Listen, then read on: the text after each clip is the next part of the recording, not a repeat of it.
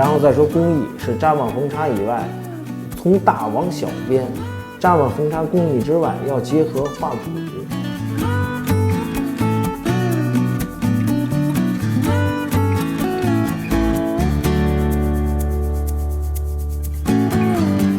我做的是螳螂，然后呢用棕榈叶先从肚子开始编，然后呢编完肚子，编脖子，最后编到头。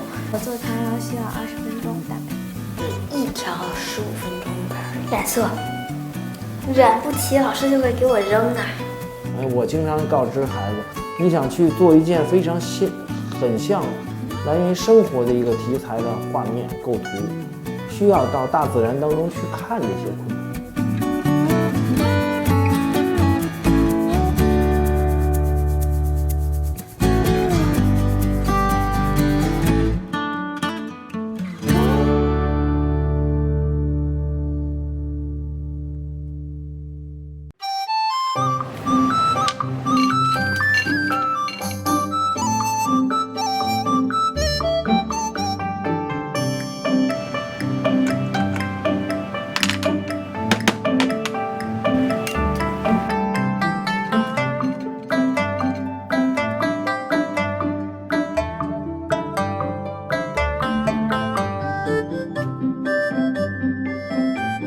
最蓬勃嘅時候咧就係戰後，咁啊開始有人就做翻生意啦，咁所以咧就對印刷品嘅需求係好大嘅。有咩事發生？突咗！我就係想希望傳達到俾一啲小朋友知道乜嘢叫做活字印刷，知道活字印刷係我哋中國古代嘅4大發明之一咯。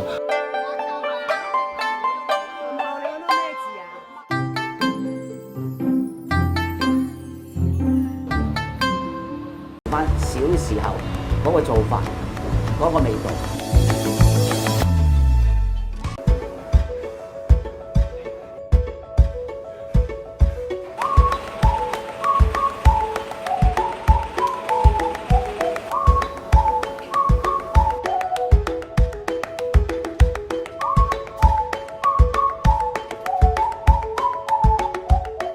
咁係打魚漿嗰陣先最辛苦咯。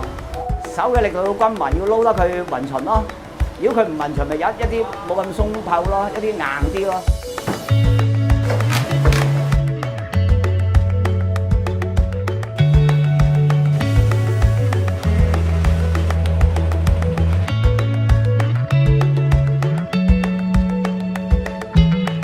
你嚟到香港話去到香港港式茶餐廳，第一時間魚蛋粉。我係一定要咧保持翻小時候嗰個做法，嗰個味道。